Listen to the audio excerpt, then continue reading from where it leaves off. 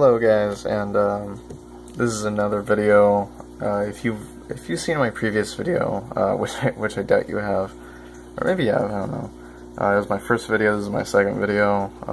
This is just based on my aquarium. The previous and first video I ever made was this was like an hour ago, really. I was talking about the fish that had dropsy, and she finally came out of hiding. And as you can see right there on her tail fin, you could see it. It's that's dropsy right there.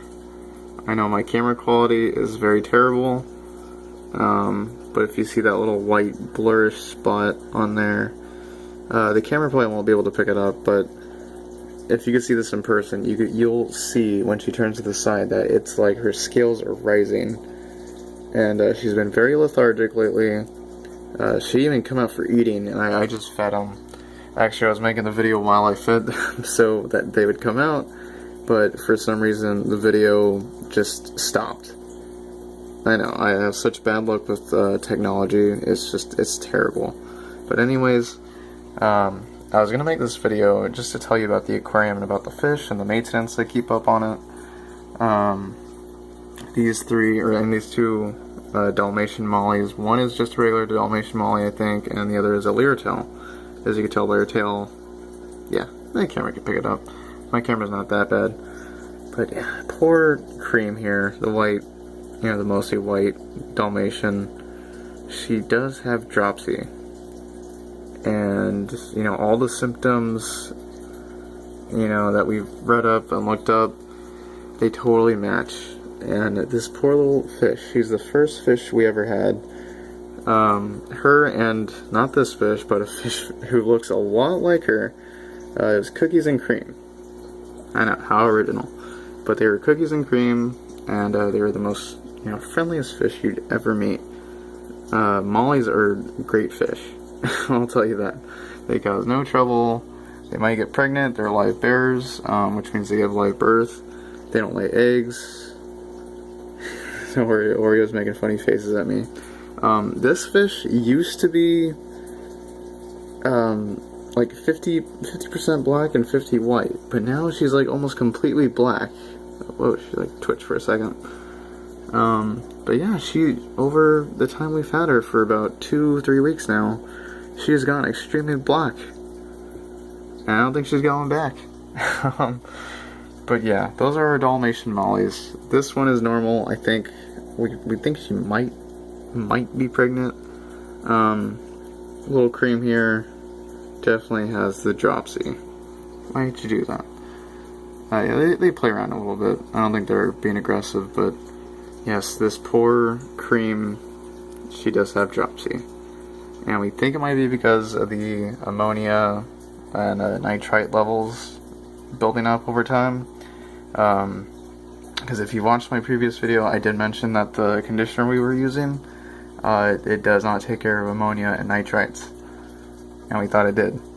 And I know the moss ball has something to do with nitrates. I'm not completely sure, but it's supposed to cycle up the nitrites or something like that. I'm not too sure. I've done research, but it's a lot of research to take in, and I think I did sort of rush things with this tank to get it all together. Like I said in my previous video, I did mention that I am a beginner. These are all freshwater fish from PetSmart. Nothing too special.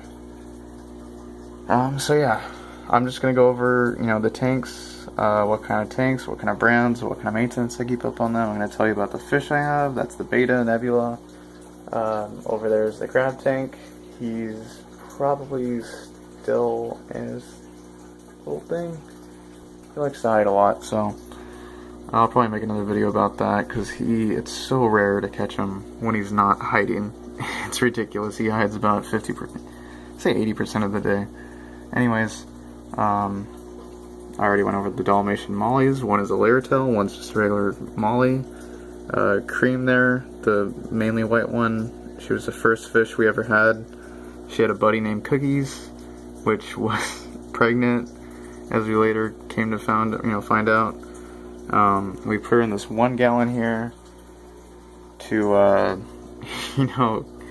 have her give birth, and, you know, safely and whatnot, but she ended up dying. It was very sad. It made me feel really bad. This is the gourami.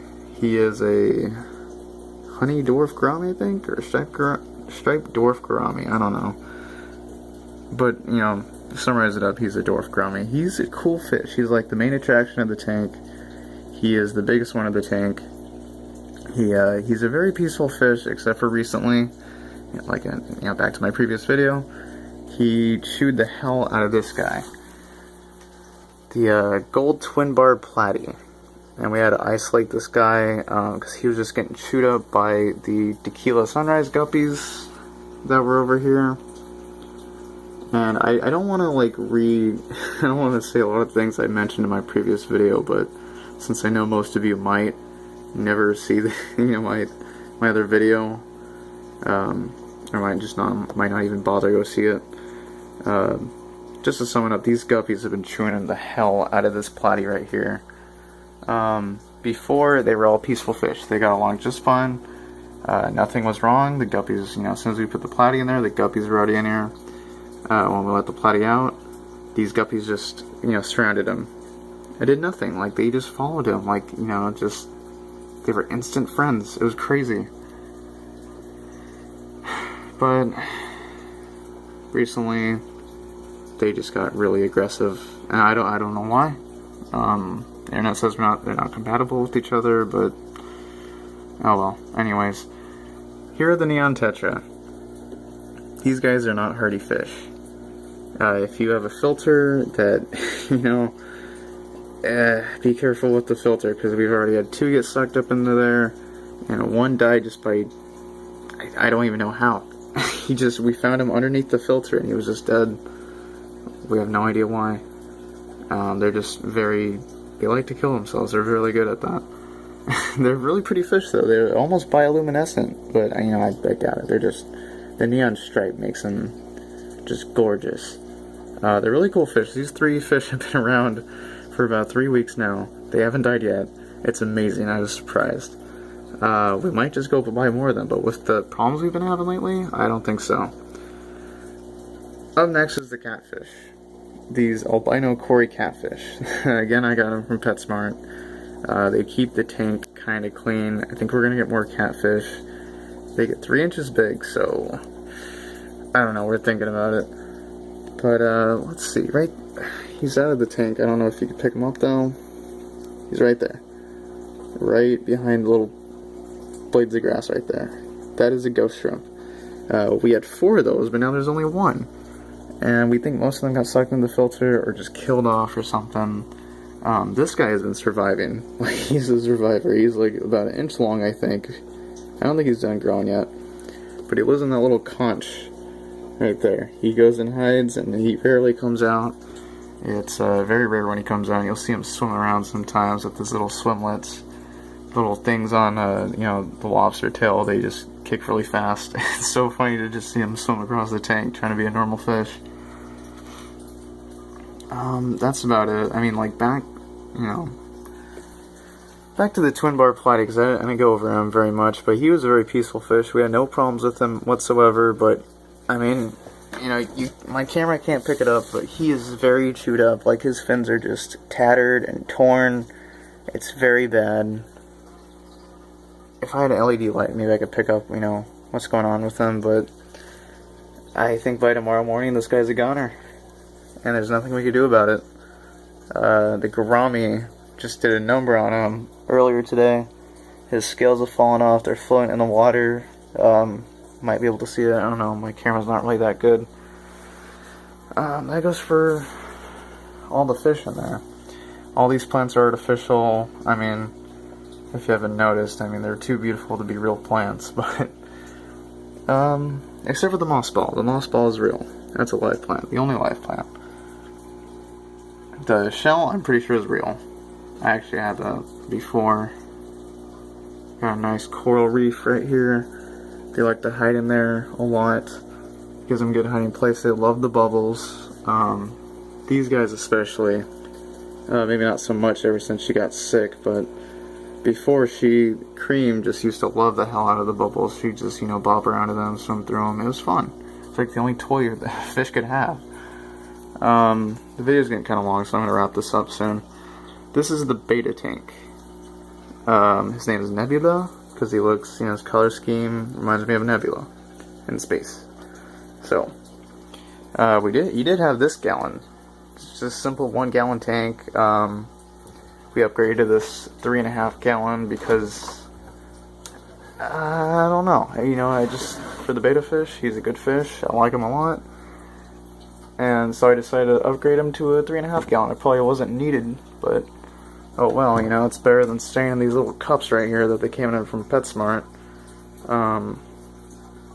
Most people, they think if you just have this simple cup that they could just live in there. They can, but it's not preferred.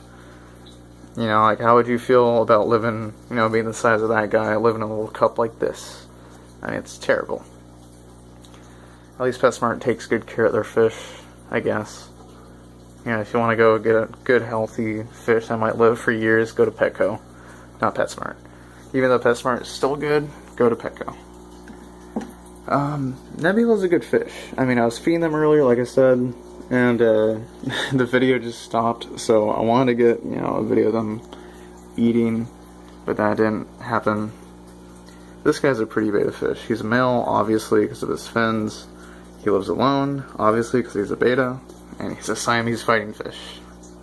Siamese or Japanese, I don't know. He's got his little log there. That was in the 1 gallon with him earlier. And so was that moss ball. We got a dirty moss ball right there. That, cleans up the tank a little bit. It actually does pretty good. All these plants are artificial too. He flares up in himself. He's got a little heater back there. He's got a thermometer right there. Got a thermometer in this tank too, back to this tank. Forgot to mention that we have a heater over there. And, a top fin filter. Actually, both these tanks are Top Fin brand, and so is the 1 gallon, I think. Top Fin's a pretty good brand. I think it's PetSmart's brand. Yeah, it's a pretty good brand, I'm not gonna lie. I mean, maybe I just haven't been experienced with a lot. I mean, that tank, the craft tank, that's a Great Choice brand, which is okay. When you get a brand called Great Choice, what can you expect? You can't really expect much out of it. That goes for the fish, the plants, and it's artificial. What else is there to say about them? If you're gonna get a community tank like this, I would strongly recommend you get an air stone. We just put this coral decoration over the air stone just to make it look cool. As you can see, it disperses the bubbles in different power different power streams. So it's just a fine addition. It makes the tank look cool, makes it look nice, and the fish enjoy it a lot. For the beta, not for the beta, the little twin bar platy we have here, he's not going to survive much longer. As you can see, we tried putting a filter in, like one of the cheap filters that this tank came with. But since, beta fish are labyrinth fish, they don't need a filter, although it is preferred and recommended. You can get a little filter, but they like soft water. They do not like, disturbed water. For this potty, though, we're not going to give them a filter, a heater, anything. Because, it's really sad that he's all torn up and whatnot, but, what else can you do? The damage has been done. There's not much else you could do. This video is dragging on very long. Much longer than I thought it would. So I'm going to wrap it up. Probably make more videos on these little aquariums here. I'll try to make it as professional as possible. Try not to, make it unfocused like probably 1,000 times it has been throughout this video. But this is my aquarium here. And, it's pretty nice. I've been trying to take the best care of it as possible. We have run into some algae problems or some kind of fungus, up in there. As I mentioned in my previous video, which I hate mentioning. Probably because no one's going to see it, but, who cares? If you run into this video, I hope you find it interesting. Give me some feedback. Send me some pictures of your tanks. If you're experienced or a beginner like me, I've only had this tank for about a month, and seems to be holding up okay, but there's a lot of work to be done. disease to be prevented. Much more to come too. Hopefully we'll learn for the better of the future fish that come into this tank. I have to have this tank for a while, hopefully move it over there, so I can have a nice 29 gallon fit perfectly right here. I did all the measurements and everything, trust me. It's going to be awesome. So, thanks for watching. Bye.